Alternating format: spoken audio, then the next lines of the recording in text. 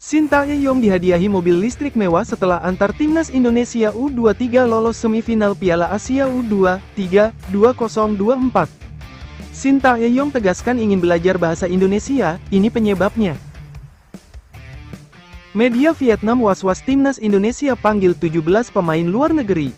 Sintayong dihadiahi mobil listrik mewah setelah mengantarkan timnas Indonesia U23 lolos semifinal Piala Asia U23 2024. Apresiasi itu didapatkan Sintayong dari pabrikan mobil asal Korea Selatan, Hyundai. Pelatih 53 tahun itu menerima mobil listrik dengan jenis Genesis Electrified G80 long wheelbase.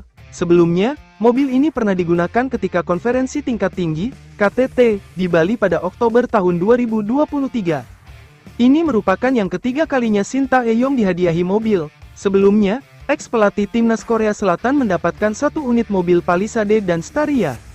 Saya ingin mengucapkan terima kasih kepada Hyundai atas dukungannya selama ini. Di Indonesia pun, saya sudah menggunakan 2 mobil Hyundai, yaitu Staria dan Palisade untuk membantu mobilitas sehari-hari, kata Sintayong dalam keterangan pers yang diterima Okezone, Selasa, tanggal 14 Februari tahun 2024.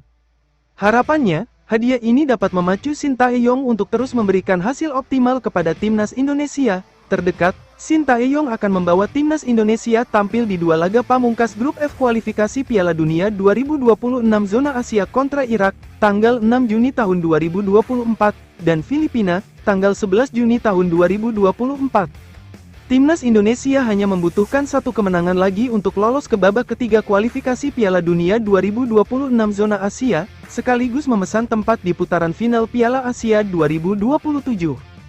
Jika lolos ke babak ketiga, timnas Indonesia akan dihadapkan dengan negara-negara besar seperti Jepang, Australia, Korea Selatan dan banyak lagi. Untuk bersaing dengan negara-negara di atas, timnas Indonesia membutuhkan tambahan pemain berkualitas.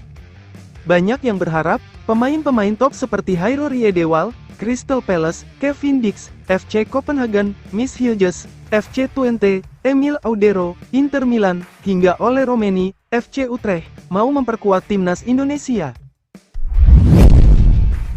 Pelatih timnas Indonesia, Sintayong, secara tegas mengatakan ingin belajar bahasa Indonesia. Juru taktik 53 tahun ini mengeluarkan komentar di atas karena paham masih lama berada di Indonesia.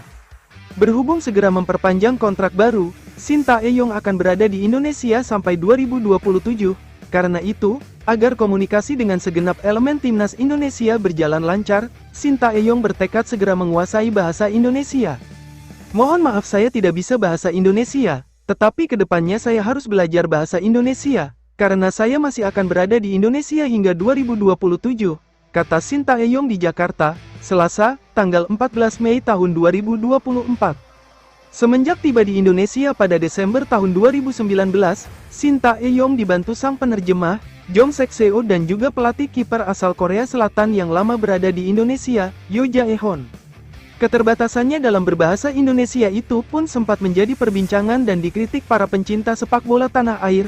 Publik menilai pelatih asal Korea Selatan itu bakal bisa menakodai tim Merah Putih dengan lebih baik lagi jika komunikasinya lebih lancar dengan para pemain. Sintayong sendiri mendapatkan perpanjangan kontrak setelah menuntaskan 2 target, sebut saja membawa timnas Indonesia melenggang ke babak 16 besar Piala Asia 2023 serta meloloskan timnas Indonesia U23 ke semifinal Piala Asia U23 2024.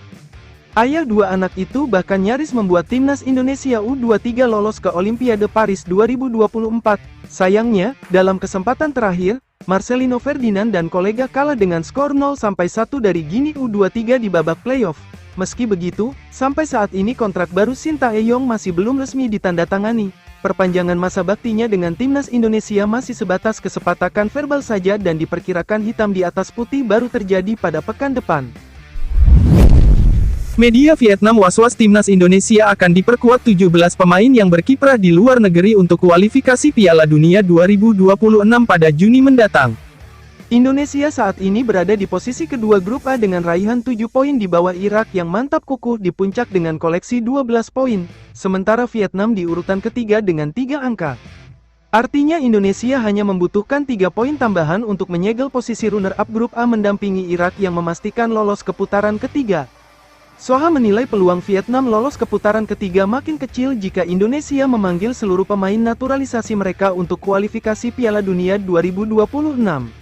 Pelatih Indonesia Sintayong diperkirakan akan memanggil 17 pemain bintang yang bermain di luar negeri untuk memperkuat timnas. Hal ini membuat peluang Vietnam melanjutkan kualifikasi Piala Dunia semakin tipis, tulis Soha. Soha juga memprediksi Sintayong akan membangun kekuatan terbaik sebagai persiapan tampil di dua laga sisa kualifikasi Piala Dunia 2026.